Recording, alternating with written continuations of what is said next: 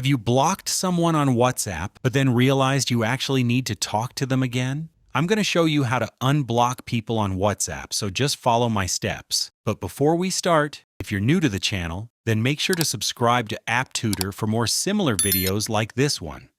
The first step is to open the WhatsApp app on iPhone or your Android phone. The steps are the same for both platforms. Click on this little settings icon located at the bottom right corner of the screen, then locate this privacy option. After this step, I'm going to open the contacts section, which is then going to show me these two options.